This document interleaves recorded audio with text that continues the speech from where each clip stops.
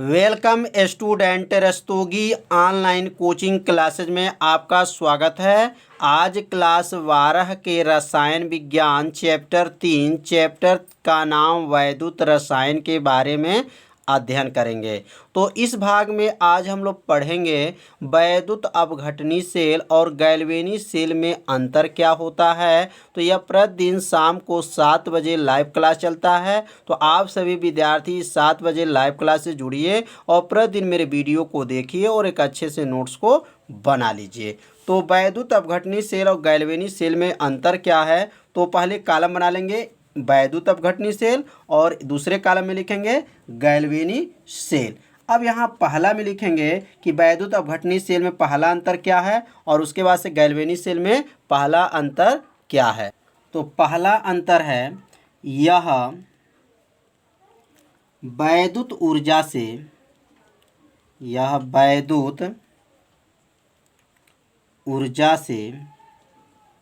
वैद्युत ऊर्जा से रासायनिक ऊर्जा में किस ऊर्जा में रासायनिक ऊर्जा में वैद्युत ऊर्जा से रासायनिक ऊर्जा में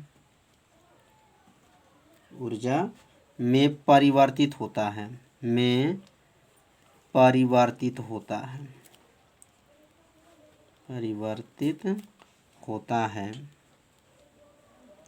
तो पहला अंतर समझ में आ गया होगा कि यह वैद्युत ऊर्जा से किस ऊर्जा में रासायनिक ऊर्जा में परिवर्तित होता है। अब इसमें लिखेंगे उल्टा लिखना है। अब यहाँ जो वैद्युत ऊर्जा है और वैद्युत ऊर्जा के जगह क्या लिखेंगे रासायनिक ऊर्जा। तो यहाँ लिखेंगे यह रासायनिक ऊर्जा से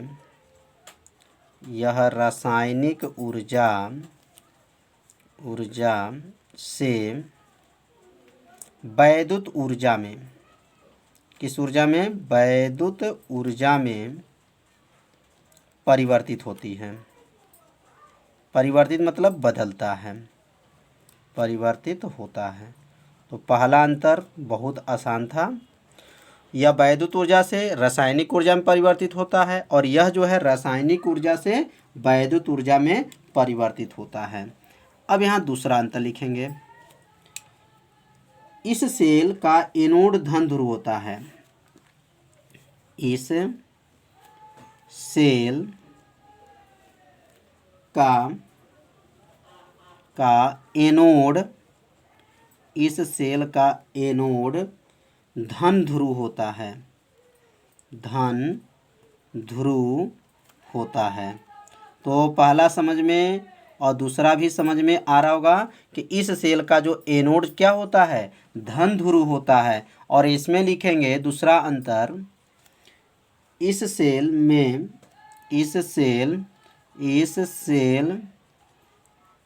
का कैथोड, इसमें एनोड है तो इसमें क्या है कैथोड धन ध्रुव होता है। तो समझ में आ रहा होगा, बस थोड़ा सा अगर ध्यान देंगे तो अंतर आपको अच्छे से समझ में आ जाएगा। अब इसमें तीसरा अंतर लिखेंगे।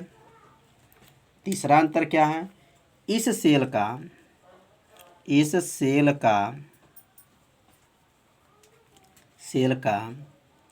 कैथोड ऋण ध्रुव होता है। कौन ध्रुव होता है, ऋण ध्रुव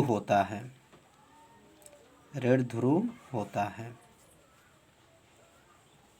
और इसमें लिखेंगे तीसरा अंतर, इस सेल का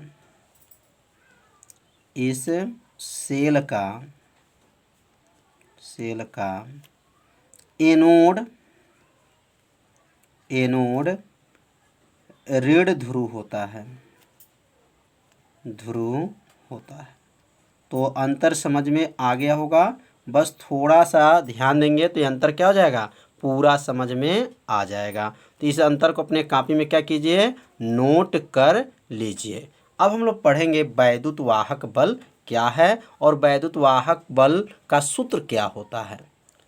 तो सेल का वैद्युत वाहक बल या सेल विभव क्या है इसके बारे में अध्ययन करेंगे, या ईएमएफ क्या है या ई सेल क्या है। तो इसके बारे में आज जो है आपको समझाया जाएगा और इसे अपने कॉपी में क्या कीजिए, नोट भी करते चलिए।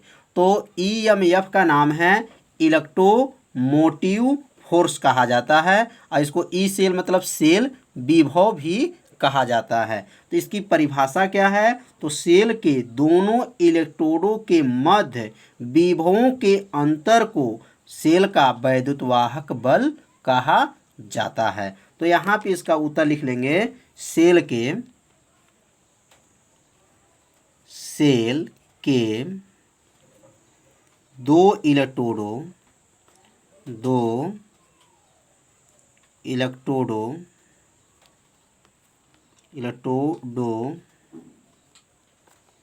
के मध्य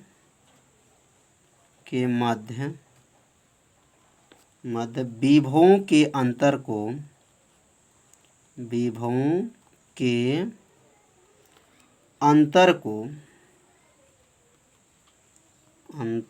को सेल का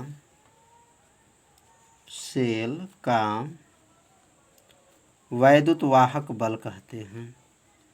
सेल का वैद्युतवाहक बल कहते हैं। इसे सेल विभव भी कहा जाता है। इसे सेल विभव भी कहा जाता है।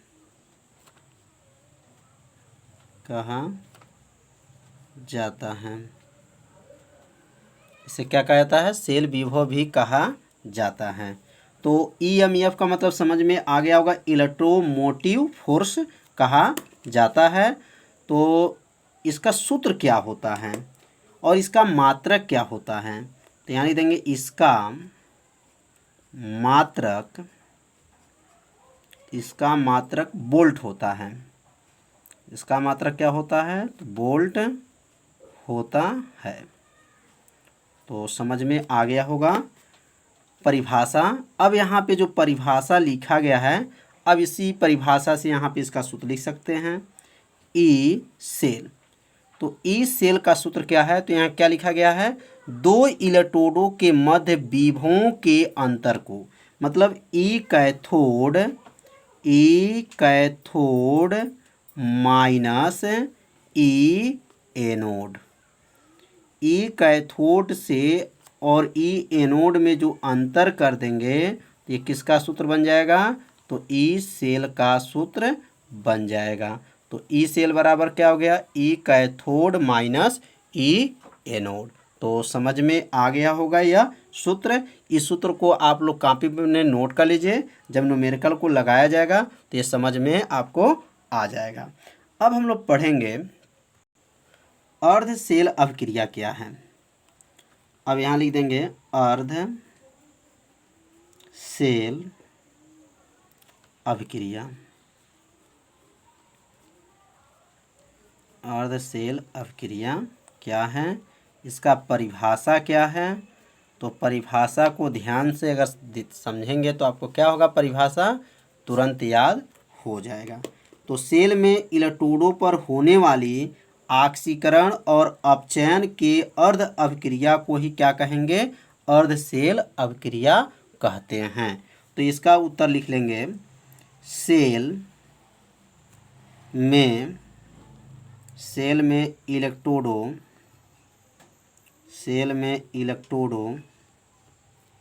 पर होने वाली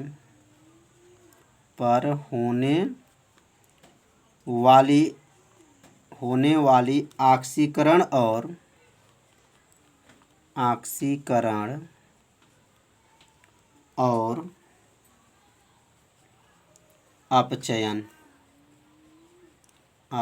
अपचयन ऑक्सीकरण और अपचयन की अर्ध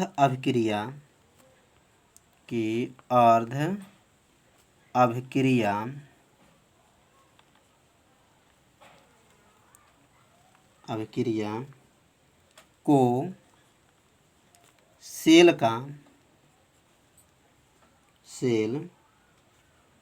का अर्ध अभिक्रिया कहते हैं। सेल का अर्ध सेल अभिक्रिया कहते हैं।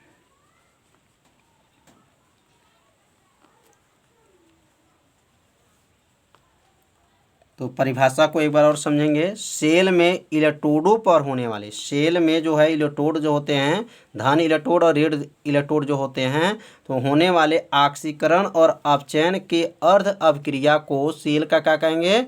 अर्ध सेल अभिक्रिया कहते हैं। अब अगला हम लोग पढ़ेंगे, अब अगला जो है सेल अभिक्रिया क्या है। तो परिभाषा को अपने कॉपी में क्या कीजिए, नोट भी करते चलिए साथ में, जिससे आपको याद भी होता रहेगा। तो सेल अभिक्रिया क्या है? तो सेल में हो रही स्वतः परिवर्तित ऑक्सीकरण अपचयन के पूर्ण अभिक्रिया को ही क्या कहेंगे? सेल का अभिक्रिया कहते हैं। तो यहाँ इसका उत्तर लिखेंगे, सेल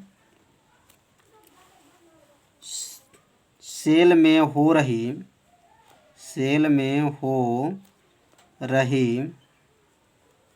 स्वतः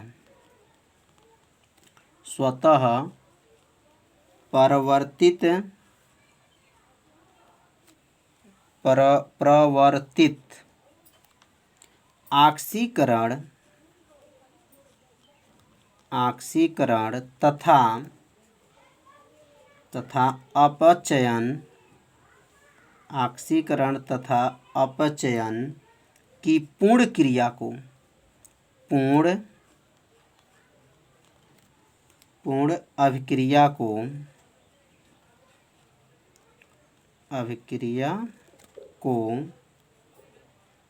सेल अभिक्रिया कहते हैं। सेल अभिक्रिया कहते हैं।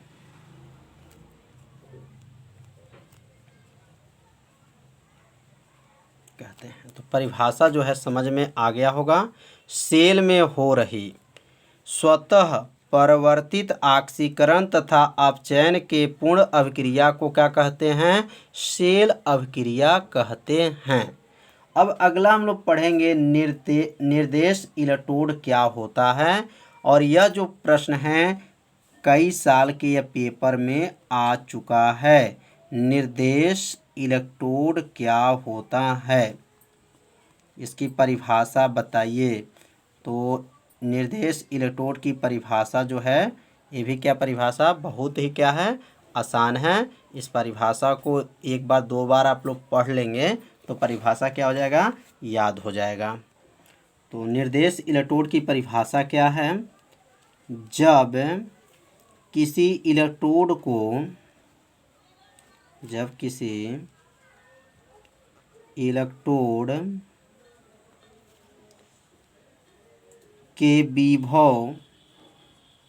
के विभव को सीधे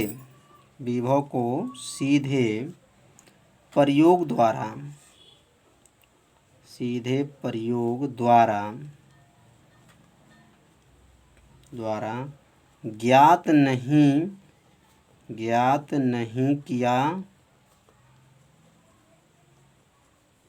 किया जा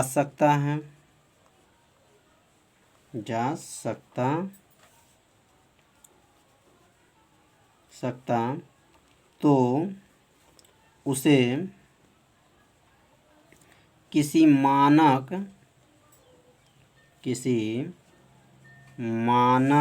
इलेक्ट्रोड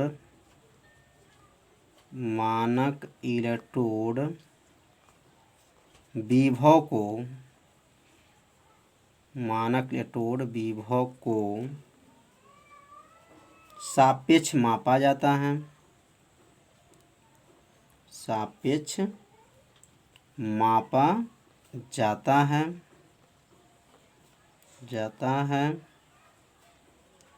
इस इलेक्ट्रोड को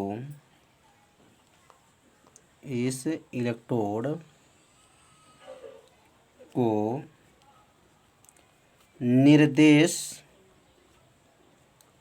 इलेक्ट्रोड कहते हैं।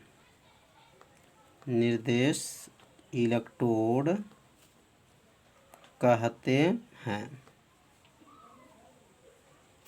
तो इस परिभाषा को एक बार और समझेंगे जिससे आपको समझ में आ जाएगा। जब किसी इलेक्ट्रोड के विभव को सीधे प्रयोग द्वारा ज्ञात नहीं किया जा सकता है तो उसे किससे ज्ञात करेंगे? उसे किसी मानक इलेक्ट्रोड विभव के सापेक्ष क्या करते हैं? मापा जाता है। इस इलेक्ट्रोड को ही क्या कहेंगे? निर्देश इलेक्ट्रोड कहा जाता है। तो निर्देश इलेक्ट्रोड का अर्थ यह हो गया, जो इलेक्ट्रोड है अगर विभव से सीधे नहीं प्रयोग कर पाते हैं तो मानक इलेक्ट्रोड विभव के सापेक्ष उसको अगर मापा जाता है तो उस इलेक्ट्रोड को क्या कहेंगे? निर्देश इलेक्ट्रोड कहा जाता है। तो आज का जो पढ़ाई है आप लोग को अच्छे से समझ में आ रहा होगा। इसे अपने कॉपी में नोट करते चलिए। और ये प्रतिदिन 7 बजे शाम को रसायन विज्ञान और 8 बजे जीव विज्ञान और 6 बजे जो है भौतिक विज्ञान का यह लाइव क्लास चलता है। आप सभी विद्यार्थी से जुड़िए और प्रतिदिन मेरे वीडियो को देखिए और एक अच्छे से नोट्स को तैयार कर लीजिए। तो आज के वीडियो में इतना ही रहेगा। अब कल मिलेंगे 7 बजे। तब तक के लिए नमस्कार।